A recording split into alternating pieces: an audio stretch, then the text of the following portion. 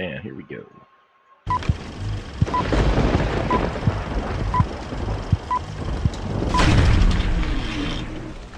ClueCon Weekly, the FreeSwitch community's official web show. Tune in every week for updates in the FreeSwitch project, interesting presentations, and interact with members of the FreeSwitch community. ClueCon Weekly is brought to you by FreeSwitch Solutions, the officially endorsed consulting firm of the FreeSwitch project. FreeSwitch Solutions solves problems so you can focus on your business. Visit freeswitch.com for more information. The ClueCon WebRTC and Telephony Developers Conference. ClueCon is held every August in the Windy City, Chicago, Illinois. Meet the developers of all your favorite open source telephony projects, make the connections you need to meet your business goals, and see the latest and greatest technology in WebRTC and telephony. Visit ClueCon.com for more details.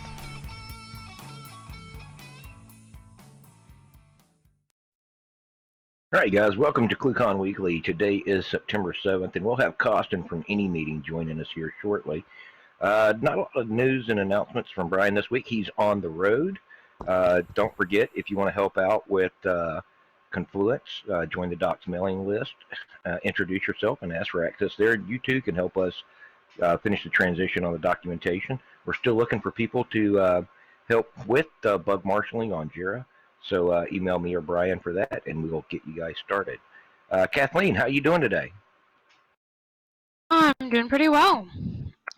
This week in the code, we had some pretty cool bug fixes, and more work went into the Ubuntu packages, as well as a few updates to the util script. So that's pretty neat. We're making more progress there.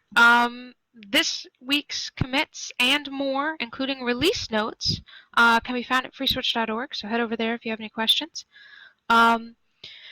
We sent out and are sending out ClueCon surveys for those of you that attended ClueCon 2016. Please fill those out. We like hearing from you. It's just a few questions, and it'll help us gear up for next year, figure out what you liked, didn't like, and just helps us plan it a little better. So just take a few minutes of your time if you can.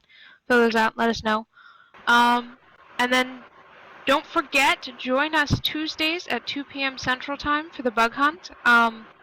We've been using that time to go over the configuration audit, some of the documentation concerns, and that's the time and place to ask questions. Ryan West, Ken Rice, Italo Rossi, Mike Jarris, Tony comes in sometimes, William King, myself, we're all in there.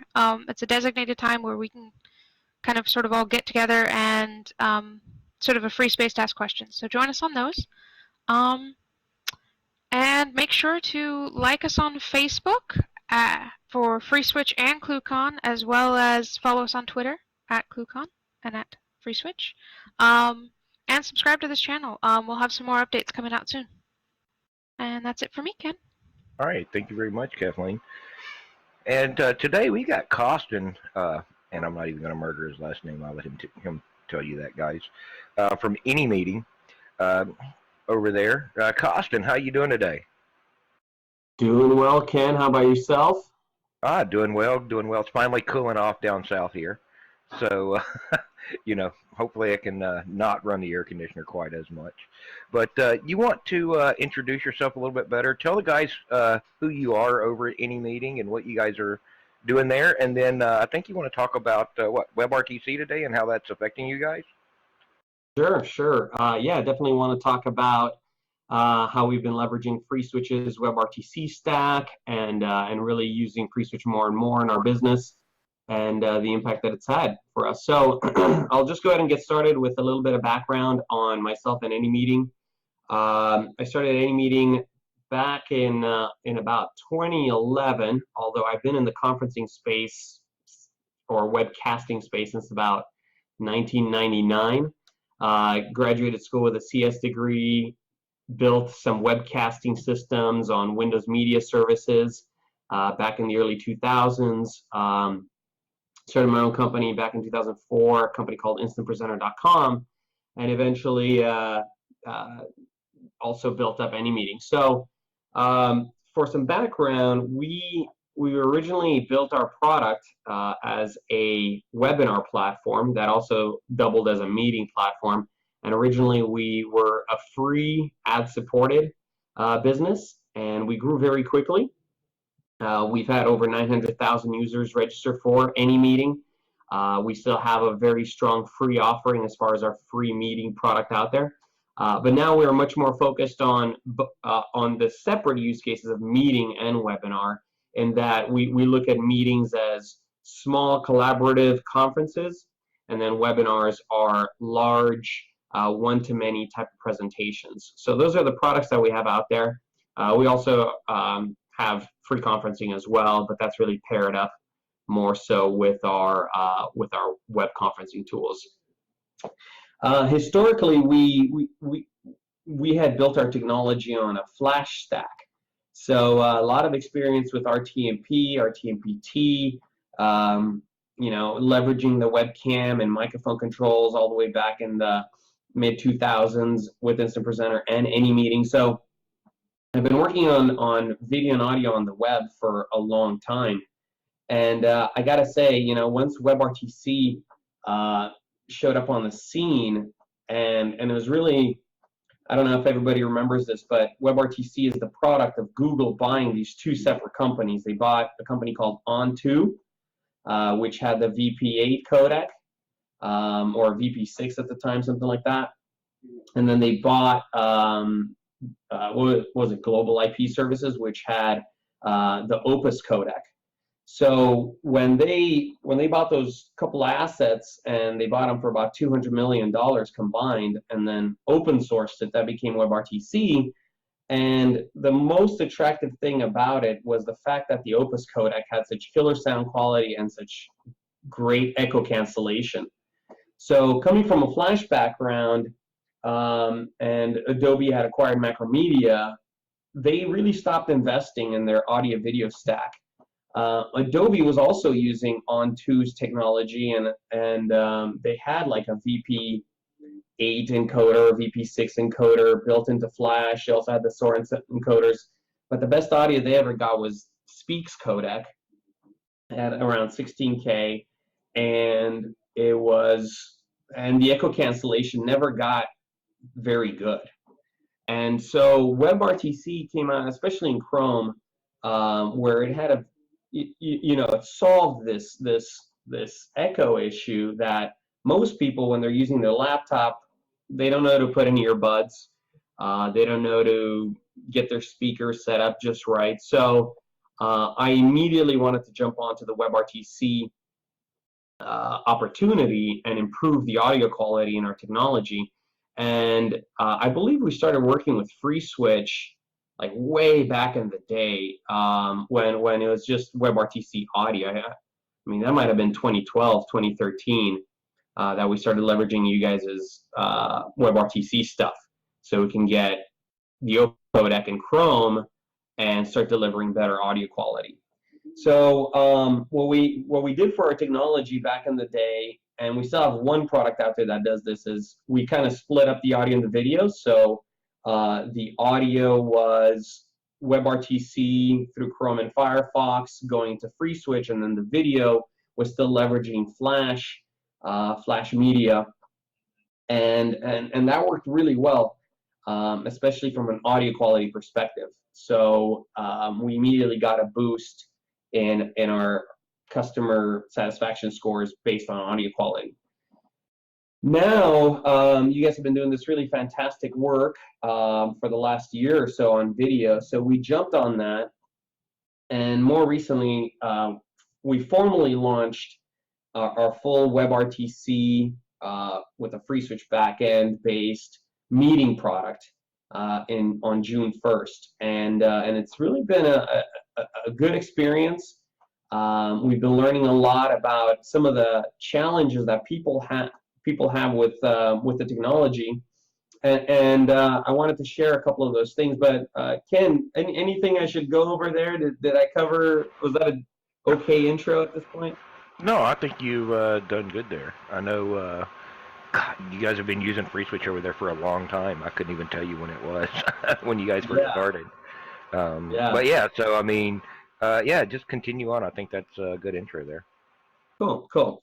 So yeah, we launched this full WebRTC product that is audio and video with WebRTC in Chrome and Firefox, and then we use Flash fallback using ModRTMP in some of the older products in IE and Safari, and we use it as kind of a view-only mode.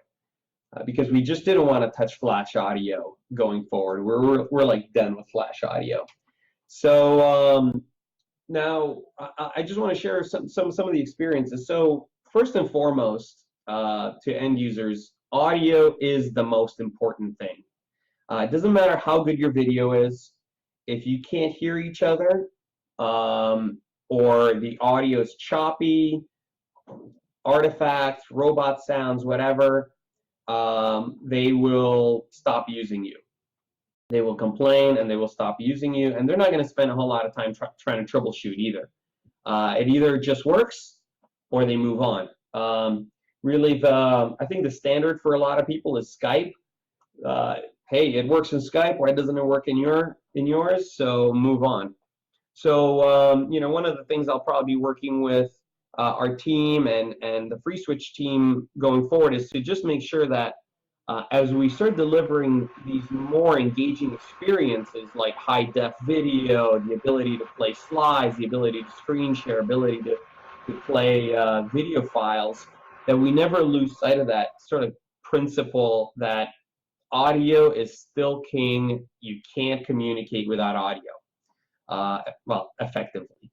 So So that's really key. One of the things people keep running into with this WebRTC technology is just kind of the user experience of allowing permissions to your camera and mic. And then, so even that, we've had to jump through a ton of hoops to make sure people can see the prompt, that nothing's taking away their attention from the permission prompt. And we keep iterating on that to get the user experience right. But you know, there's a fairly large 10 to 20% of people out there, they just don't see it. You know, it's in the upper left corner. Us as the developers, it's, you know, we don't understand how anyone can't see it, but it's true. So from a UX perspective, you really need to make sure that users do that first, and you don't pull up anything in front of them that might distract them from that. So so we're working on that right now. So getting the allow prompts is really key. And let's see what else. And then the other thing is just sort of standardizing on making it easy for them to select their camera, selecting their mic, and even their output device. We have a lot of customers that talk about, hey, well, I'm wearing a headset, the audio is coming out of my speakers. And I know it was only up until a few editions of Chrome ago that you couldn't even set the output device. I think now you can as of the last few Chrome releases. I'm not sure if Firefox allows you. So, you know, when you compare it to a platform like, let's say, Skype as sort of the baseline for your audio video experience, Skype makes it very easy. People understand how to set their mic and all that. They do that whole little record yourself and then they play it back. That's a really excellent user experience. I encourage you know, developers out there to don't forget about that part of the experience. Now, Verto Communicator has that really nice preview with set your stuff up front. You know, I think that does an excellent job, but just don't leave it out of your product if you're sort of building around that. So that was a key takeaway. Some of the other stuff that we're doing from a technical perspective, and really, I feel like we sort of push FreeSwitch to its limits sometimes. You know, we do things like PDF playback. So we allow our customers to upload PowerPoint or PDFs. If it's a PowerPoint, we convert that behind the scenes, and then we play it within FreeSwitch using the mod Imagic. extension there, modules, and that's really great. What we're working on right now is improving again the user experience and how quickly that loads, the visual feedback that we give to our users that slides are loading, please wait, we're a third of the way through or whatever. Still working on getting that experience great. The video playback capabilities are amazing. Anytime I demo the fact that I can play an MP4 file and it's full frame rate HD, people just love that. I think there's a huge opportunity there to leverage that feature in specific business cases. And then some of the other stuff that we're working on is the ability to maybe auto-generate imagery or background images, things like that in real time. And we'll probably need the FreeSwitch team's help. We want to be able to generate things like, I don't know, somebody asked the question, so we want to pop up the question in real time in the video feed. So how do we do that and still make it look very attractive? We're working on things like that. And yeah, we just keep pushing to create a very engaging online meeting and webinar experience, and FreeSwitch is becoming more and more the centerpiece around that for us. So really excited about the work we've been doing with you guys, and yeah, I mean that kind of covers what I had prepared there for my talk. So Ken, I'll turn it back over to you. All right. Well, I just got a question for you here. You talked about the user experience and then getting people to just find where to say okay in the browser for the mic and for the audio output stuff. What do you think is the next biggest usability issue that you guys have run into? Let's think about that.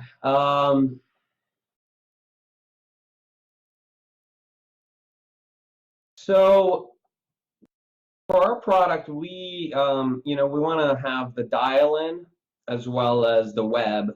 Have those two as endpoints into the same meeting. So when you dial in, you're on your phone, but you might be watching on the web. Again, maybe you have a crappy mic, you have a crappy internet connection, so you want to dial in for the audio, but you might be able to watch. It's an interesting challenge to get people to pair who they are on the phone with who they are on the web. Our older product did this by giving them what's called an audio pin. So we would say, first you dial into the conference bridge, and then you enter your pin, and you hit pound, and that gets you in the conference. But then once you're in the conference, we would show you something on the screen that says, oh, and dial 112 to identify yourself. And once they did that, we would know who they are on the web and on the phone. We would pair the phone with the web. But the challenge with that was that we were finding that people would just dial in and they would never enter the audio pin. They would never, as soon as they started hearing audio on the conference call, they would think they're done. And they just didn't go any further.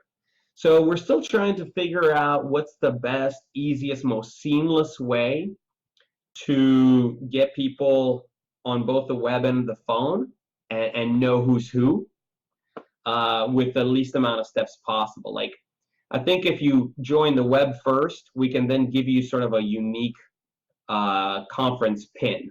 And then you only have to enter one pin and we might know who you are. But a lot of our customers, they distribute the conference info ahead of time. So at that point, it's kind of a generic audience pin. So you can't do it at that point. You still need a secondary step for those people that were using the generic pin. So that's one case of user experience that we're still kind of scratching our heads, thinking about how we want to solve that. Right. Now, as far as now you guys obviously started out with Flash way back early in the day. I know a bit about the background of the company, and you've been migrating onto WebRTC. Are there any big technical issues that were difficult that you guys really had, not necessarily user experience-wise, but from an engineering perspective, where WebRTC was maybe more difficult than doing the Flash stuff? Just the WebRTC bit. Yeah, well, It's a different model the way we're using FreeSwitch than the way we were using Flash. So the Flash server-side technology we were using acted more as like an SFU, where FreeSwitch is an MCU, and I think I keep going back and forth on that on that architecture, right? So you've got Jitsi that is the SFU, I think, if you want to implement an open source SFU. And so there's some benefits to that, like from a hardware and infrastructure requirement. You require much smaller boxes. FreeSwitch requires some pretty beefy CPU if you're going to do the video stuff at scale the way we're doing it. So I think that is one of the fundamental questions that I see pros and cons on both sides, because FreeSwitch's pros is we get one video feed that we're then also able to leverage with mobile, and you get one user experience across the desktop, mobile, phone. It's a very nicely packaged experience, whereas with an SFU, you'd have to sort of render each feed for whatever client you're doing. So that's one of them. And then the other challenge that I'm not exactly sure how we're going to tackle longer term is how we deal with different qualities of connectivity. So being that most of our customers are on the internet, we get all sorts of connection qualities, and I want to work some more with the FreeSwitch team to figure out how, can we get some adaptive bit rates, some flexibility in the way the streaming is done from FreeSwitch to support, connections that might have lower bandwidth overall, higher packet loss, Wi-Fi situations. They're switching between networks, and those are some of the harder problems I think we're starting to tackle. Right.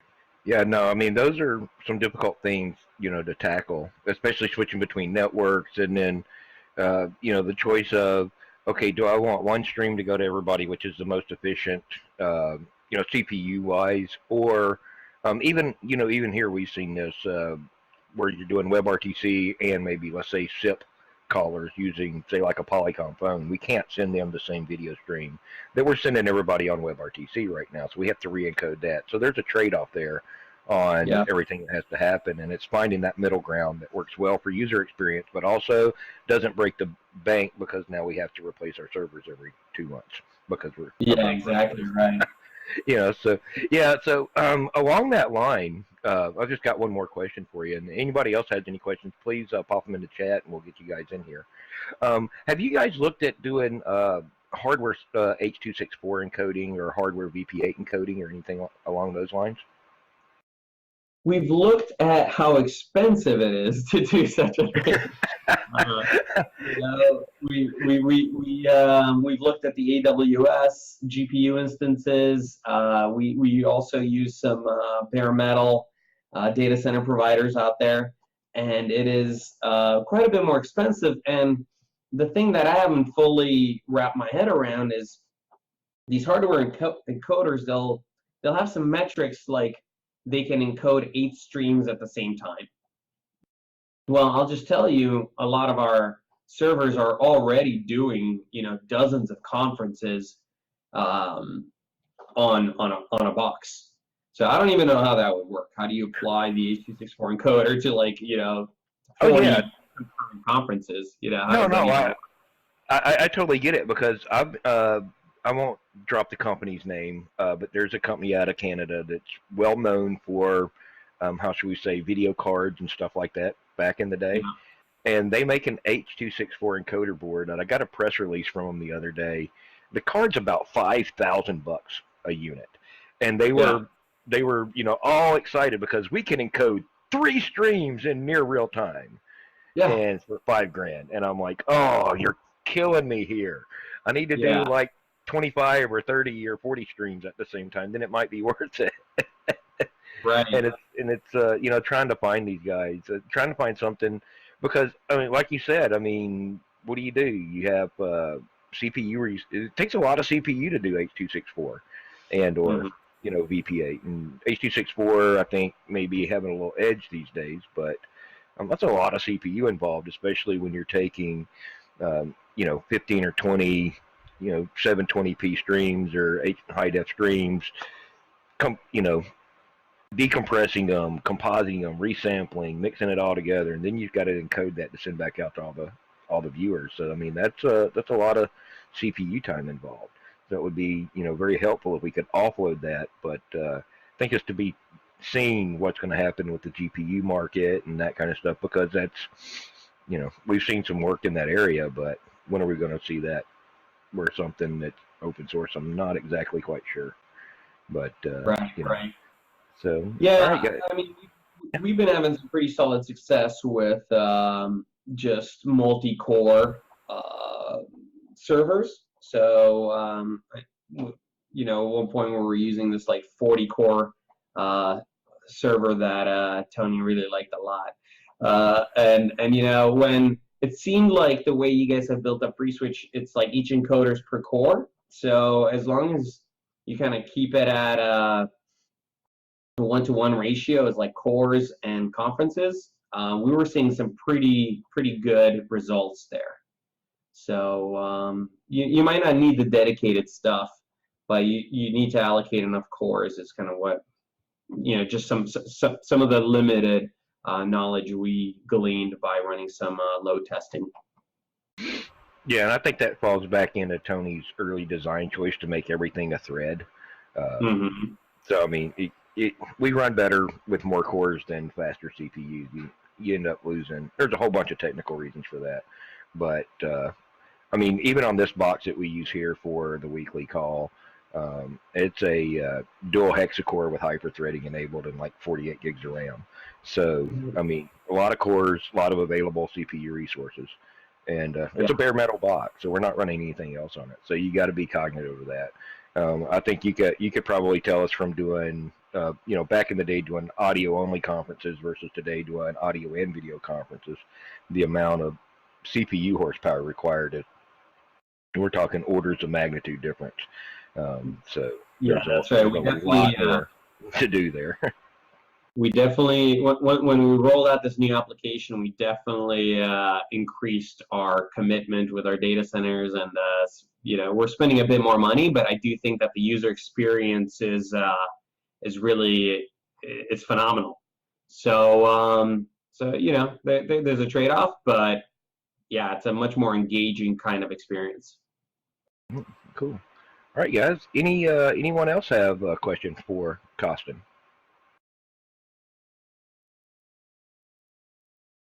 All right. All right, Costin, anything else you want to get out there for these guys today? No, just if anybody wants to try Anymeeting, just go to anymeeting.com and sign up for a free version. And then we also have this cool little thing. If you ever want to schedule a meeting, all you have to do is invite meet@anymeeting.com on your calendar. Try that out. So you just go on your calendar, you invite whoever you might want to have a video conference with, and then also invite meet@anymeeting.com, and it'll instantly schedule a video conference for you, and it'll send everybody invitations, and you're good to go. So that's it. All right, man. Hey, that's actually a cool feature. I'll have to check that out. Well, thanks, Costin, for coming in and joining us today. We'll be back here next week on September the 14th at noon Central. So you guys join us in. Watch for the announcements on what's going to be happening next week. Follow at ClueCon and at FreeSwitch on Twitter. Like us on Facebook and subscribe for those updates there. And if you want to get the announcements on these videos as we put them out there, plus we'll have some other videos coming out over the course of the next few weeks and months, go ahead and click that subscribe button right below this video, and you'll get those updates also. Come back, and we'll see you guys next week. Have a good one.